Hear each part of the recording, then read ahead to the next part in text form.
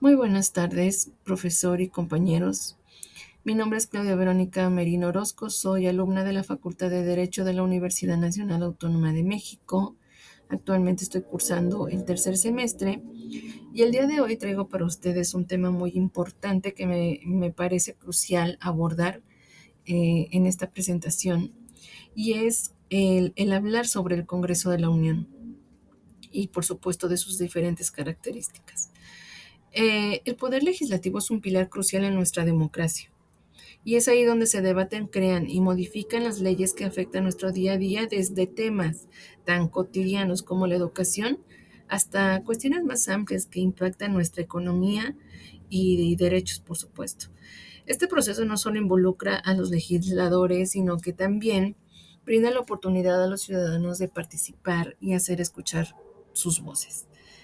El poder legislativo es fundamental en una democracia.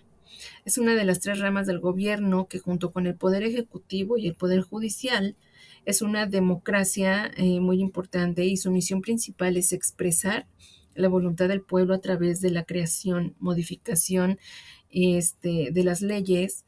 Esto se logra a través de la elección de representantes que, a su vez, toman decisiones en nombre de la ciudadanía.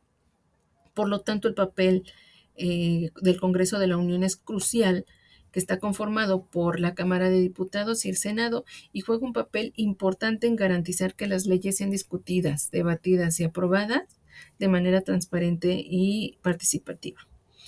La legitimidad del poder legislativo proviene de su capacidad para actuar de manera independiente, lo que evita que la concentración del poder sea en un solo órgano y permite que el control y el equilibrio entre las diferentes ramas del gobierno se den. Ahora vamos a hablar sobre el objetivo de esta presentación, que me parece también muy importante. Es explorar en detalle las funciones y responsabilidades del Poder Legislativo, así como su rol en la promoción de la participación ciudadana y su impacto en la creación de un entorno democrático saludable.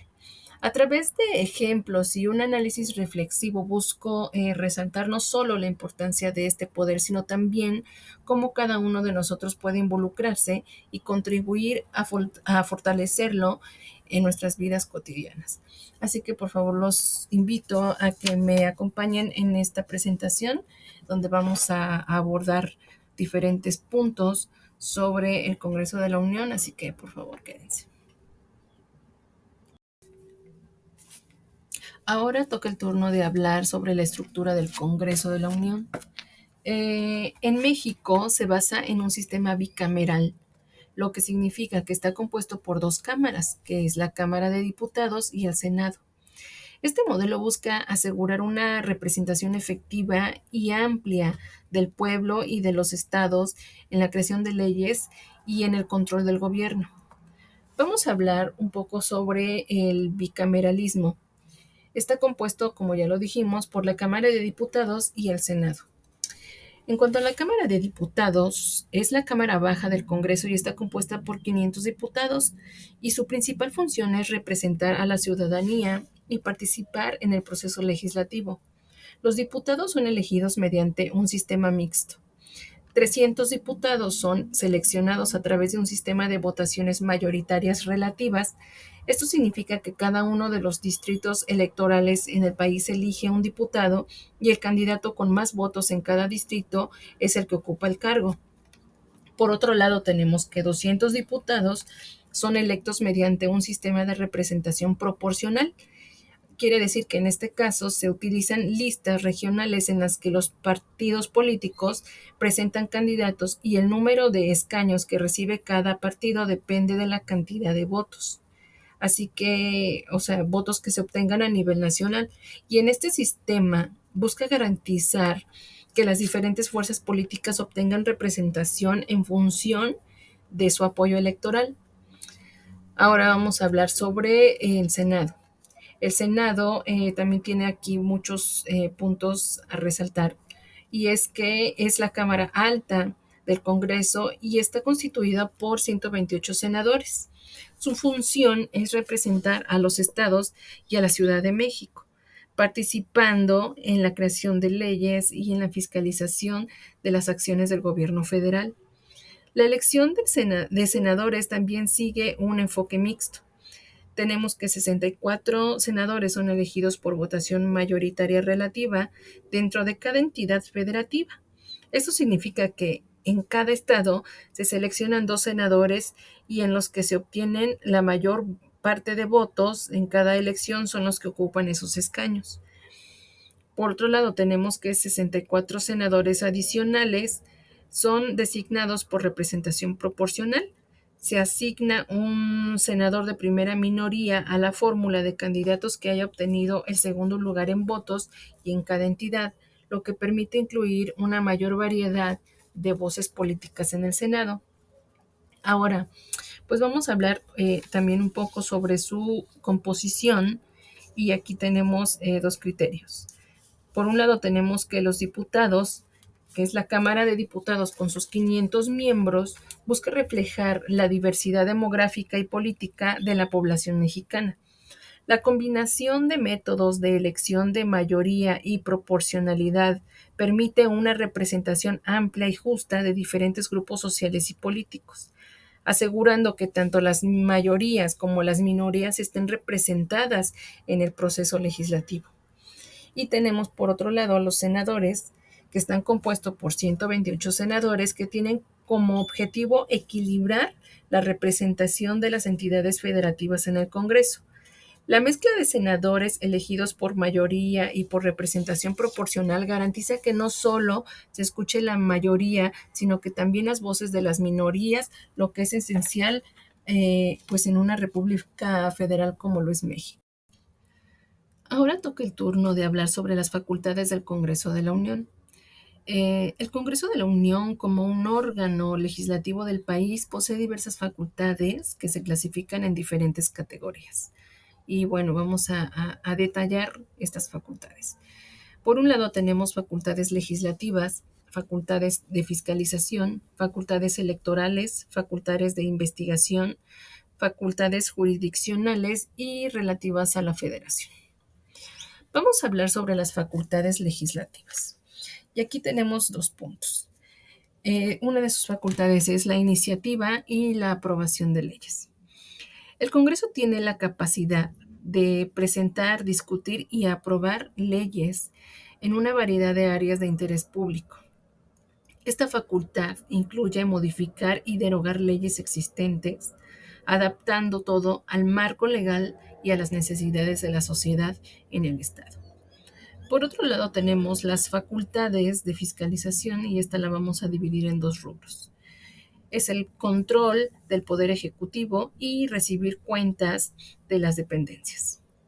En el control del Poder Ejecutivo tenemos que es una función esencial del Congreso y es fiscalizar la actuación del Poder Ejecutivo, garantizando que sus acciones estén dentro del marco legal y en beneficio del país. Por otro lado, recibir cuentas de las dependencias, según el artículo 93 constitucional, el Congreso tiene la facultad de recibir y evaluar la cuenta de los secretarios del despacho sobre el estado de las actividades de sus respectivas dependencias, asegurando transparencia y responsabilidad en el uso de recursos públicos. Por otro lado, tenemos las facultades electorales, las cuales también vamos a dividir en 2. Y estas serían en elegir interinos en el Ejecutivo y aceptar renuncias del presidente. Tenemos que en elegir interinos en el Ejecutivo, el Congreso se constituye como colegio electoral para designar al ciudadano que debe sustituir al presidente de la República en caso de ausencias definitivas, ya sea como interino o sustituto. Y tenemos por otro lado aceptar la renuncia del presidente, que me parece también que es un tema muy importante, porque también tiene la facultad de aceptar la renuncia del presidente de la República, lo que es parte de su control político sobre el máximo ejecutivo del país. Tenemos también la facultad de investigación y esta nos da cuenta de que es solicitar información a servidores públicos.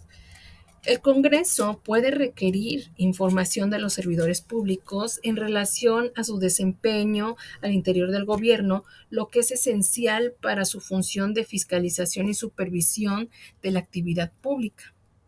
Ahora, tenemos también las facultades jurisdiccionales y esto nos habla de los juicios políticos y declaraciones de procedencia. La Cámara del Congreso puede llevar a cabo procedimientos jurisdiccionales como los juicios políticos que incluyen la declaración de procedencia para procesar a servidores públicos que cuentan con un fuero constitucional, lo que me parece que es un tema bastante importante.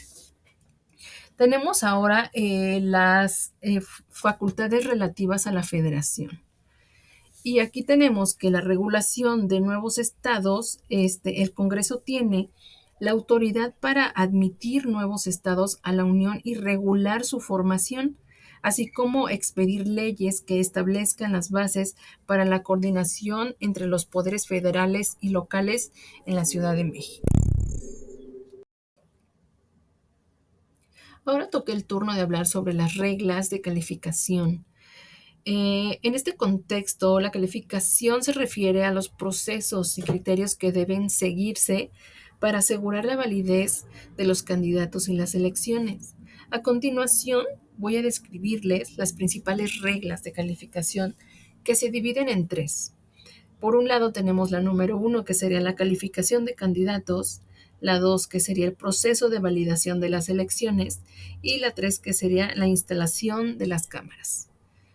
Tenemos que en el número uno tenemos la calificación de candidatos y esta nos habla de la verificación de requisitos constitucionales.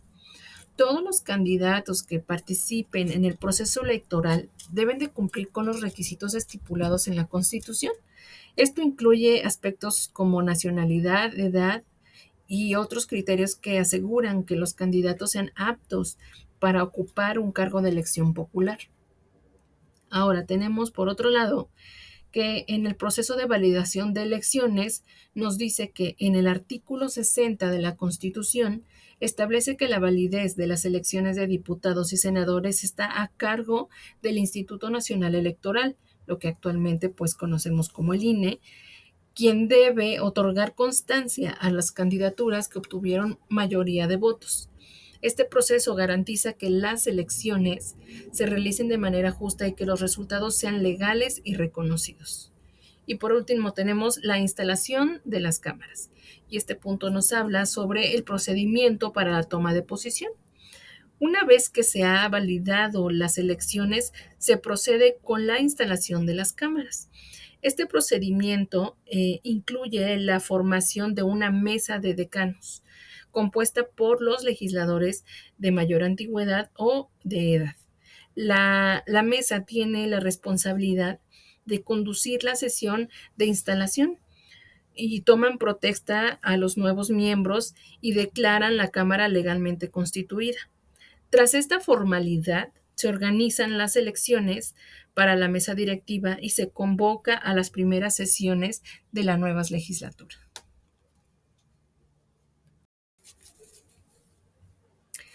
Ahora toca el turno de hablar sobre los procesos legislativos.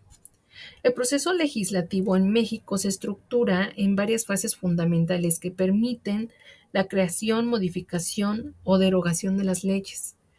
Ahora vamos a hablar sobre estas fases que me parecen muy importantes y se dividen en cuatro. Tenemos en la primera la iniciativa, discusión, aprobación y promulgación. Vamos a hablar un poco sobre la primera, que es la iniciativa, y esta nos dice que es el primer paso en el proceso legislativo donde se presenta un proyecto de ley ante el Congreso. La iniciativa puede ser presentada por miembros del Congreso, el presidente de la República o incluso ciudadanos, según lo establecido en el artículo 71 de la Constitución. Ahora, tenemos la discusión. Y esta nos habla sobre cómo se deben de admitir estas discusiones en el Pleno. Una vez que la iniciativa es admitida, se discute en el Pleno del Congreso. Este debate puede dividirse en una discusión en lo general, donde se consideran los principios fundamentales del proyecto, y en lo particular, donde se analizan los artículos específicos y, por supuesto, sus implicaciones. Ahora tenemos también la aprobación, y esta nos dice que después de la discusión, el proyecto de ley es sometida a votación. Para que unos proyectos sean aprobados, deben contar con la mayoría de los votos de los miembros presentes en ambas cámaras del Congreso, conforme a lo estipulado en el artículo 72 de la Constitución. Ahora tenemos por último la promulgación. Una vez aprobado por ambas cámaras, el proyecto se envía al presidente de la República para su promulgación. El presidente puede optar por publicar el decreto o devolverlo al Congreso con observaciones. Si el proyecto es promulgado, se convierte en ley y entra en vigor en los términos que se especifican en el mismo texto legislativo. Ahora, por otro lado, tenemos también este punto que me parece importante, y es el trabajo en comisiones. Ante este rubro muy importante, me gustaría decir que antes de pasar al Pleno, los proyectos de ley son enviados a comisiones específicas. Estas comisiones se encargan de realizar un análisis detallado del contenido de la iniciativa. Su trabajo incluye estudiar, discutir y elaborar un dictamen que contenga recomendaciones sobre la conveniencia de su aprobación o modificación. Este análisis es crucial, pues permite un examen exhaustivo y especializado de los proyectos antes de ser discutidos en el Pleno.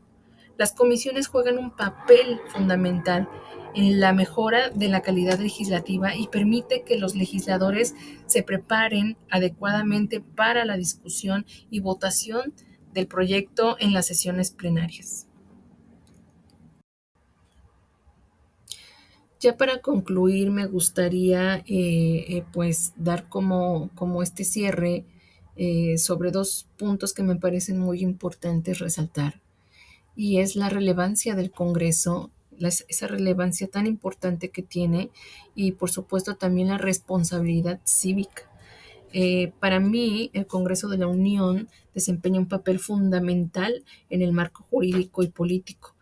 Eh, es, es esencial para la creación de un entorno legal que facilite la convivencia y la organización de la sociedad en este país.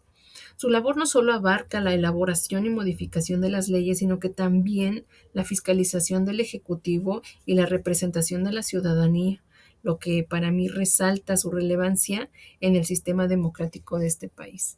Ahora, ¿cuál para mí podría ser la relevancia del Congreso?